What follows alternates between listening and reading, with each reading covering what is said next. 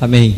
Evangelho de Marcos, capítulo 4, a partir do verso 2, dizia: e ensinava-lhes muitas coisas por parábolas, e lhes dizia na sua doutrina: ouvi, eis que o semeador saiu a semear.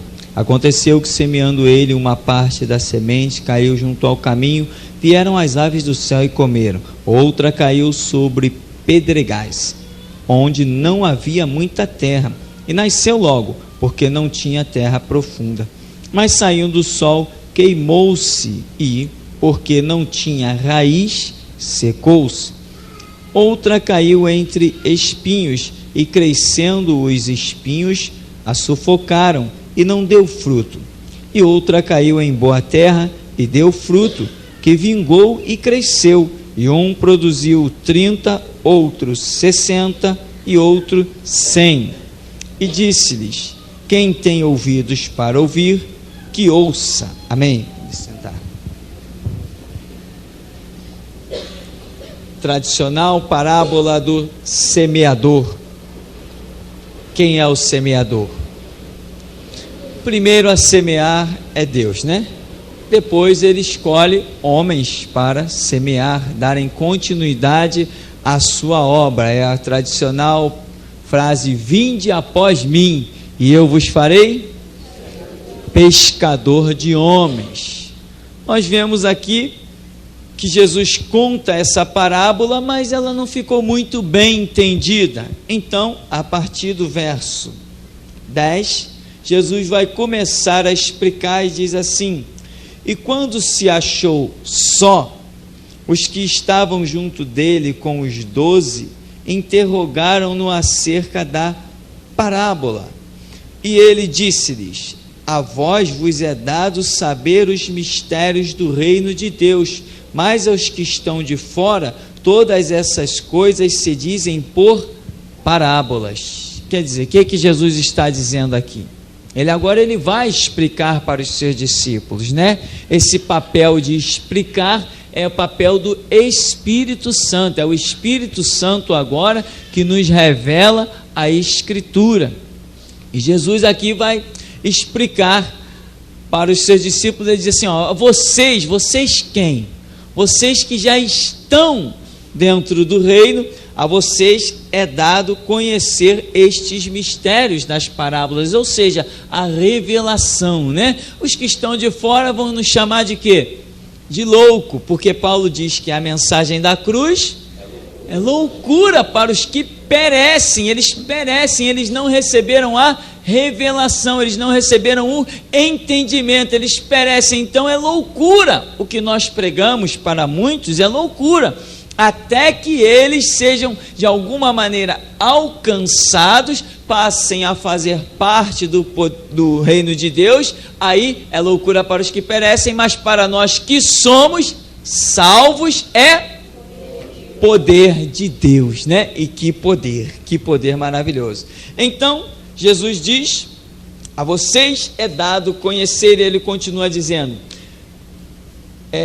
no 12, para que vendo, vejam e não percebam, e ouvindo, ouçam e não entendam, para que se não convertam e lhes sejam perdoados os pecados. Ora, aparentemente haveria aqui uma contradição, porque tudo que Jesus quer não é a salvação da humanidade? Amém? Sim ou não? Não, não é. Jesus não quer a salvação da humanidade. Jesus veio buscar os humildes, não é isso? Os pacificadores, não é isso? Então, depois Jesus vai dizer o que a respeito desse povo que o acompanhava? Este povo me honra com os lábios, mas o seu coração está longe de mim, né? Eles me honram com os lábios, mas o seu coração está longe de mim. Ou seja, se o coração está longe, significa que eles não fazem parte do reino. Então Jesus está chamando somente, está compartilhando a revelação somente com aqueles que estão próximos, cujo coração também está na sua obra, está nos seus ensinos. E aqui Jesus está dizendo, eu não estou esclarecendo a toda a multidão, por quê? Para eu não os curar, para que eles não sejam salvos. Em outras palavras, Jesus estaria dizendo aqui, aquele tradicional verso que a gente sempre cita, né? Que Deus dá graça aos humildes e resiste aos... E eu pergunto, nessa noite, nós somos humildes ou somos soberbos? Não é verdade? Por quê? Porque nós temos que fazer essa pergunta todo dia. Irmãos, muita gente começou muito bem na obra de Deus e acabou muito mal. Então, nós temos que nos exortar, como a Escritura diz, examine o homem seu vizinho, examine o homem a sua esposa, examine o homem a si mesmo. Amém? Se a Bíblia manda nos examinar, já vimos que o termo examinar é um termo científico, nós temos que nos sondar minuciosamente, para de repente não parecer que nós somos servos cristãos e muito humildes, mas estamos fora, estamos cortados, tem uma ponta de prepotência, tem uma ponta de arrogância, tem uma ponta de eu sou, tem uma ponta de eu posso, eu sou capaz, eu sou tal. Não, a Bíblia diz que tudo que temos, tudo que somos, vem do Senhor, nós somos apenas pó e cinza. João Batista, aquele que Jesus disse a respeito dele, dos nascidos de mulher, não há ninguém maior do que João Batista. Esse João Batista, quando contemplou Jesus na carne, disse que não era digno de, abaixando-se, desatar as correias das suas alparcas. Foi por isso que em Mateus 11:11, Jesus diz, dos nascidos de mulher, não há ninguém maior que João Batista. Então, irmãos, às vezes os homens se acham estrelas. Não, por onde eu passo não tem um demônio que fique. Amém, glória a Deus, é assim que tem que ser, mas a glória é do Senhor. Não é a minha palavra que expulsa o demônio, eu tenho que ter consciência disso. Se eu não tiver essa consciência, meu irmão, eu comecei a cair vertiginosamente. Não é verdade? Ah, eu tenho o ministério de curar os enfermos. Amém, mas o ministério não é teu. Você não tem autoridade para usar ele a hora que você quer. É Deus que usa em você. Você é um instrumento. Você é uma ferramenta. Você é um bisturi. Se o médico não te pegar, meu irmão, você e o lixo não faz a mínima diferença. Amém? É assim que nós somos. Se Deus olhar para nós e nos ver em condição, né, como a palavra diz, bem-aventurados humildes de coração, bem-aventurados os mansos, bem-aventurados os pacificadores, bem-aventurados sois vós quando vos injuriarem. Quer dizer, são expressões que demonstram qual é a posição que nós temos que ter. Então, Jesus aqui está dizendo, para que vendo, não percebam, ouvindo, não entendam, para que se não convertam e lhes seja perdoado os pecados. Jesus quer perdoar os pecados dos humildes. Aliás, é uma regra diretamente proporcional. Só os humildes percebem que tem pecado. Não é assim? Quem é pecador aí? Todos nós somos, porque se nós reconhecemos que temos pecado, reconhecemos que somos dignos de morte, porque o salário do pecado, mas nós nos alegramos, porque o dom gratuito de Deus, vida eterna em Cristo Jesus. Então, essa parábola tem muitas lições, e tantas quantas vezes a lermos, tanto mais lições encontraremos, porque a palavra de Deus é viva e eficaz, penetra a divisão da alma e do espírito, juntas e medulas, e é apta para discernir os pensamentos e as intenções dos corações.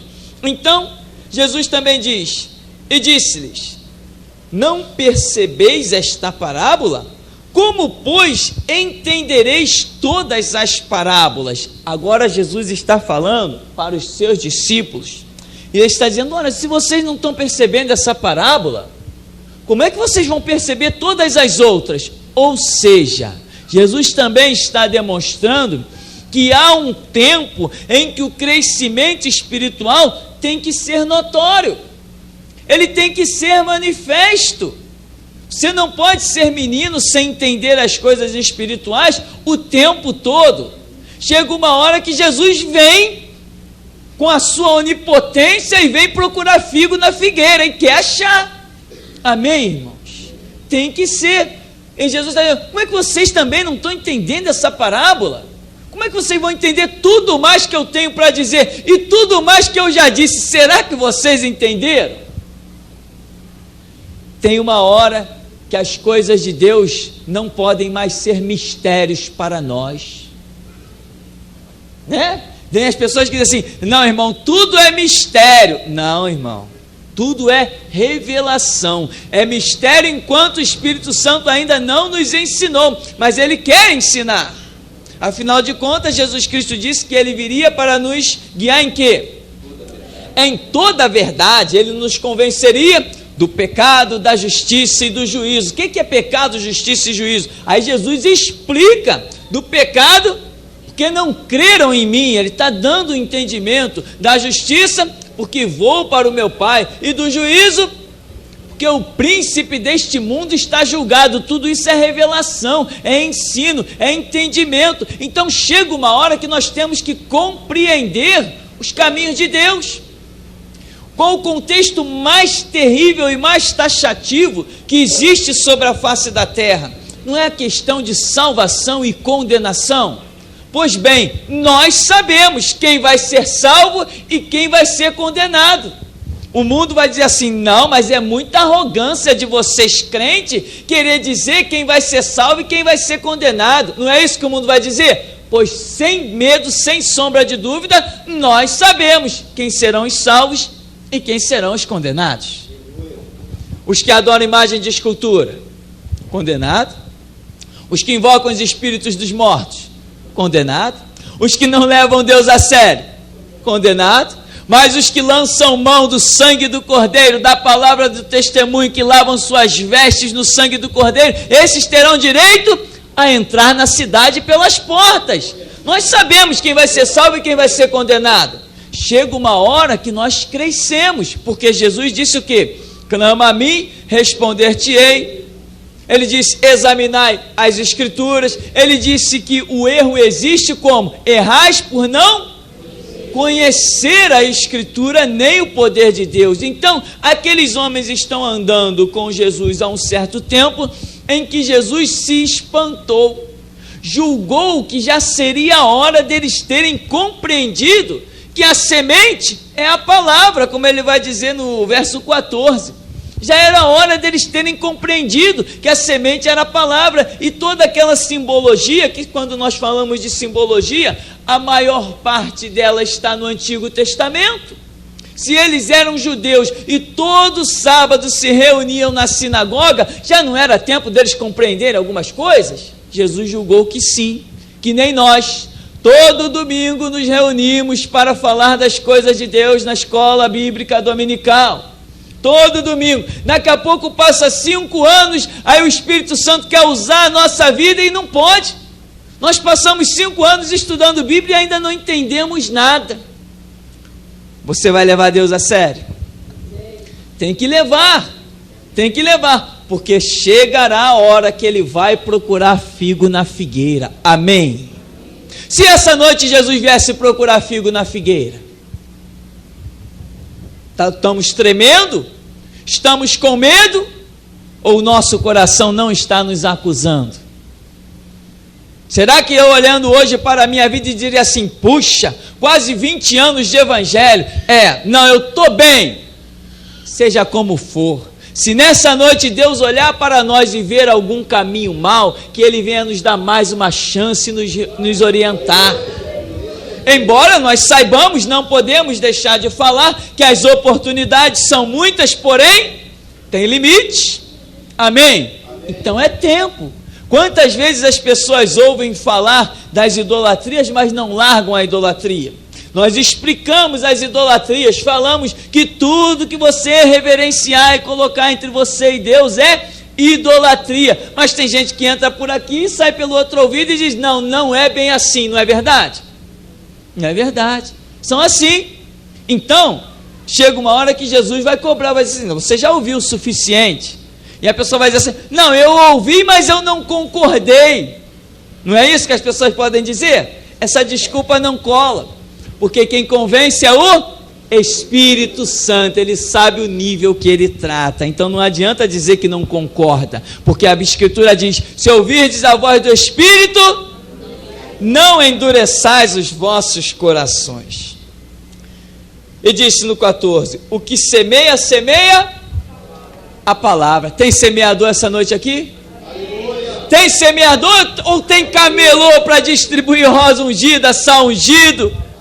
Não tem camelô aqui, né? Camelô não no sentido da profissão, que honrada seja, cada um sabe como se vira. Porém, temos que ser semeadores da palavra.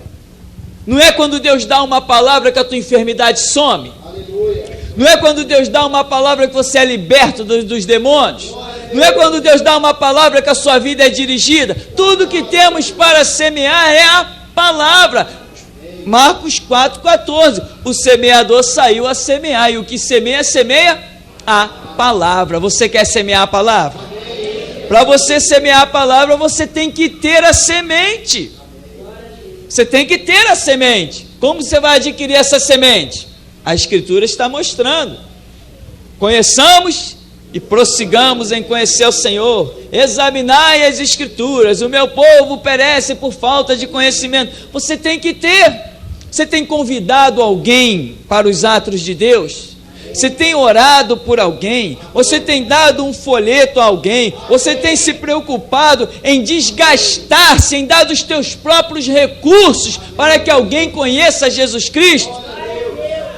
Que Jesus? Nós só temos um Jesus para apresentar, um Jesus que é palavra, aquele que o verbo se fez carne e habitou entre nós. Então, o que semeia, semeia a palavra. Você tem um chamado de Deus para louvar?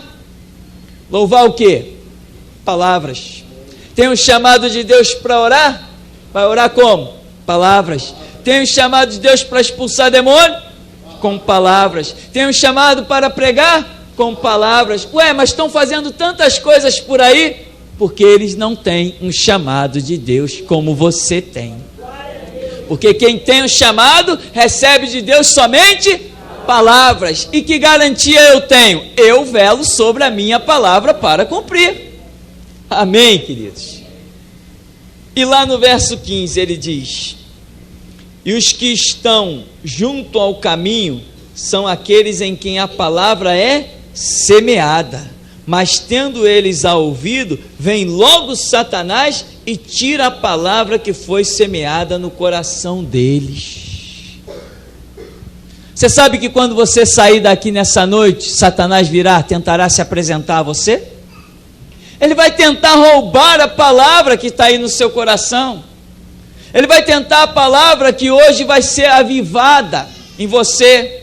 Ele vai tentar roubar, ele vai tentar te destruir, ele vai tentar te parar. O que você vai fazer? Você não vai deixar. Você vai ser forte, você vai ser destemido, você vai guardar, como diz o salmista no Salmo 119:11, escondi a tua palavra no meu coração. Daqui o diabo não tira, mas ele tenta. Ele não pode tirar, ele não pode meter a mão no teu coração, no teu espírito e arrancar a palavra, mas ele pode tentar fazer você trocar por um prato de lentilha. Aí é contigo. Ele não vai arrancar de você, que ele não tem esse poder. Maior é o que está em nós do que o que está no mundo. Satanás não pode arrancar o que Jesus me dá, mas eu posso fazer uma troca com ele. Amém? Satanás não tentou arrancar nada de Jesus, ele tentou fazer uma troca. Olha aí, ó, tudo isso eu te darei se prostrar. É uma troca justa, ó, os reinos do mundo por uma simples adoração. Então, querido, você recebeu a palavra é a semente. Aí Jesus está dizendo aqui logo vem Satanás e tira a palavra que foi semeada no coração deles. E da mesma sorte, os que recebem a semente sobre pedregais, que, ouvindo a palavra, logo com prazer a recebem, mas não têm raiz em si mesmos, antes são temporãos. Depois, sobrevindo tribulação ou perseguição por causa da palavra, logo se escandalizam. O que Jesus disse? Que sobrevém o quê? Tribulação e perseguição por causa de quê? Você quer a palavra de Deus? Então você quer tribulação? Você quer a palavra de Deus? Então você quer perseguição? Mas diz lá Mateus 5: exultai-vos e alegrai-vos, porque é grande o vosso galardão no céu. Ou seja, Deus nos dá a sua palavra para nos curar, para nos dirigir, para nos alegrar, mas também para nos fazer ser perseguidos e atribulados. Por isso que Pedro, quando escreve as suas epístolas, ele fala dizendo: olha, sede firmes na tribulação, sede constantes, porque essas aflições, todos os nossos irmãos no mundo passam também por elas. Aí o que Jesus diz lá em João 16:33? No mundo tereis aflições. Por quê? Porque ele está dando a palavra. No mundo tereis aflições, mas tem de bom ânimo, eu venci o mundo. Então, irmão, se você está em tribulação e angústia, sabe por quê? Porque Deus é Senhor na tua vida. Ele que determinou. Ele não determinou uma cova para Daniel? Ele não determinou uma fornalha para Ananias, Misael e Azarias? Ele não determinou uma cadeia terrível para José? Ele determina. Ele pode contar contigo na cadeia? Pode contar contigo na prisão mesmo? Pode contar contigo na cova, pode contar contigo na fornalha, mas eu te garanto que quando o ouro é refinado na fornalha 7 vezes, do outro lado ele sai que ninguém pode nem olhar para ele. Amém? Quem era Daniel? Depende, antes ou depois da cova. Quem era Ananias, Misael e Azarias? Depende, antes ou depois da fornalha.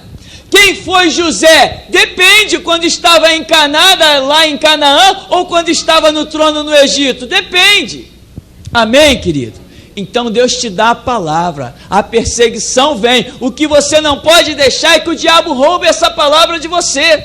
Não troque, não faça negócio com ele, porque muitas pessoas já estão contemplando os dólares e os euros, mas a nós basta palavra, porque não só de pão viverá o homem, mas de toda a palavra que sai da boca de Deus. Sem ouro e prata, sem dólares, sem euro você vive, mas quero ver você viver sem Deus e encontrar a paz, porque Jesus Cristo é que diz: deixo-vos a paz, a minha paz vos dou. Como que Ele nos deu a paz? Pela palavra que Ele semeou no nosso coração. Deus tremendo, tudo que nós temos, semente poderosíssima, que Ele somente pode semear. Você pode ouvir os homens falarem muitas coisas, mas o único que tem poder para fazer essa palavra entrar pelos teus ouvidos e alojar-se na tua essência espiritual é o Senhor nosso Deus. E Ele diz no 16: os que recebem a semente sobre pedregais, que ouvindo a palavra, logo com prazer a recebem. No 17, mas não tem raiz em si mesmos, antes são temporãos. Depois, sobrevindo tribulação ou perseguição por causa da palavra, logo se escandalizam. E ele diz: e os outros são os que recebem a semente entre espinhos, os quais ouvem a palavra, mas os cuidados deste mundo e os enganos das riquezas e as ambições de outras coisas, entrando, sufocam a palavra e fica infrutífera. O que são os espinhos? Os espinhos, irmãos, são as coisas que você coloca acima da palavra. Isso que são os espinhos. Aqui outras versões, vão dizer assim: a fascinação das riquezas. Já falamos tanto sobre isso. Paulo chega ao ponto de dizer a Timóteo: Aconselha aí aos ricos para não colocarem a sua confiança na instabilidade, na incerteza das riquezas. Isso aqui me deixa fascinado, essa passagem bíblica. Porque Jesus diz, mas os cuidados do mundo, ele disse que os cuidados do mundo fazem o quê? Sufocam a palavra e ela fica... O que são os cuidados do mundo? São as suas necessidades naturais. Você tem que comer? Claro que tem. Tem que beber? Tem. Tem que vestir? Tem. Tem que se aprimorar num curso, estudar? Tem. Seus filhos têm todas essas necessidades? Tem. E diga-se de passagem, no Brasil, né?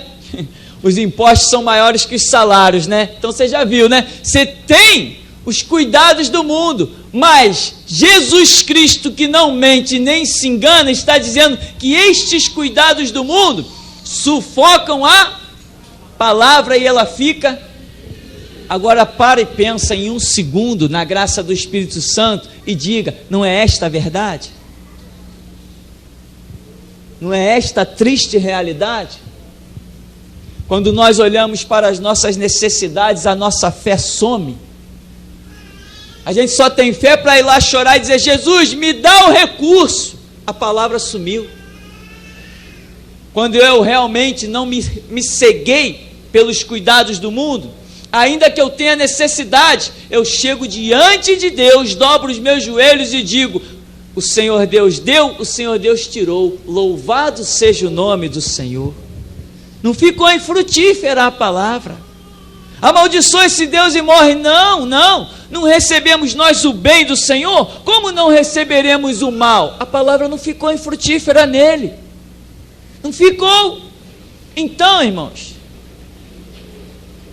você tem o que comer quando sair daqui? Talvez alguém não tenha, e ninguém sabe, cada um às vezes passa as suas privações sozinhos. Mas não deixa que essa necessidade, o teu estômago que está aí roncando, não deixa que ela sufoque a palavra que você está recebendo hoje. Porque Jesus Cristo é o Senhor para fazer você chegar em casa e ter uma mesa posta. Ele é Senhor para ordenar o mesmo anjo que foi no caminho encontrar Elias, encontrar você. Ele é Senhor para fazer novamente o maná descer. Ele é Senhor para todas as coisas.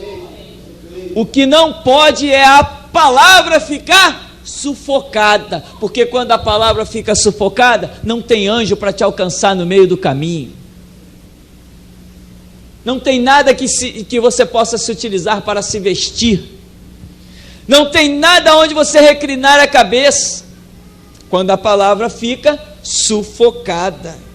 E ele diz, os cuidados do mundo e os enganos das... Riqueza engana, não engana?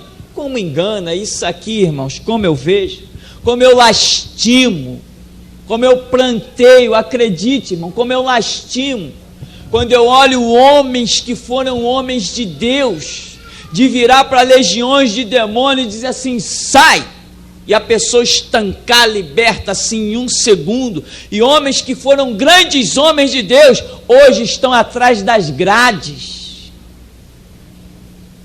porque a fascinação das riquezas sufocou a palavra. Isso é uma lástima, isso é uma perda terrível para o Evangelho.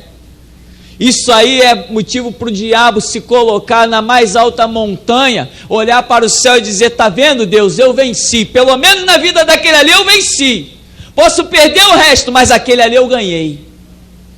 Entende, irmão? Cuidado com a fascinação da riqueza, cuidado mesmo. Por quê? Porque é uma promessa de Deus e eu sempre lembro dela. E eu sei o que vai ser o resultado da nossa vida no futuro. Porque Deus é fiel para cumprir a sua palavra. A promessa de Deus é o seguinte, ser fiel no pouco, sobre o muito te colocarei. Isso vai acontecer com todos nós, que formos fiéis no pouco.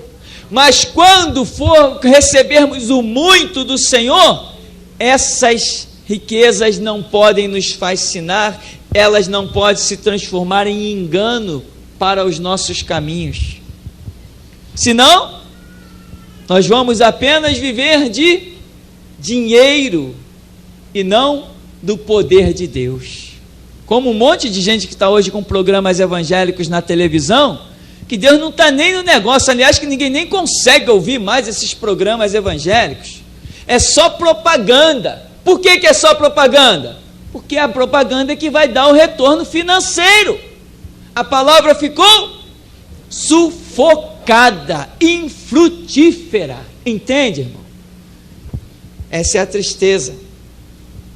E diz: e os que recebem a semente em boa terra são os que ouvem a palavra e a recebem, e dão fruto, um a 30, outro a 60 e outro a 100 por um. Queira Deus que nós estejamos aqui como uma boa terra. Uma boa terra, ela não rejeita a semente. Uma boa terra, ela tem condições para que a semente lance as suas raízes para baixo, se espalhem, depois nasce a árvore e ela fica ali bem segura e bem alimentada. Você recebeu a semente? Amém. Nós temos recebido a semente. Aleluia. Se sabemos que a Bíblia é a palavra de Deus e temos amado esse Deus e trazemos no nosso ser as marcas de Jesus Cristo, nós bem há uma semente na nossa vida. Fomos curados, fomos encaminhados, fomos libertos, fomos livres de tantas situações. Então nós sabemos que recebemos a semente. Agora nós temos que deixá-la frutificar e multiplicar, né? A 100, a 30, a 60 por um. E assim, esse seja o nosso clamor diante de Deus. Senhor, que eu seja uma boa terra, que eu não esteja sendo enganado, nem fascinado pelas riquezas. Já viu o brilho do ouro? As pessoas vão olhando para ele sem nem saber onde pisa. É assim que acontece.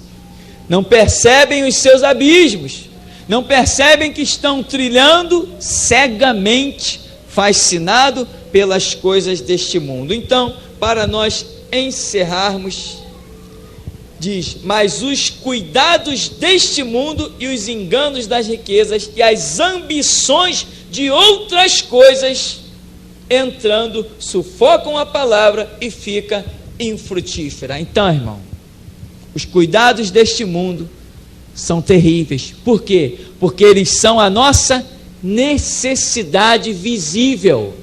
Mas o que é mais importante? O mundo visível ou o mundo invisível? Jesus Cristo disse: trabalhai, mas para o que permanece, para a vida eterna. Amém.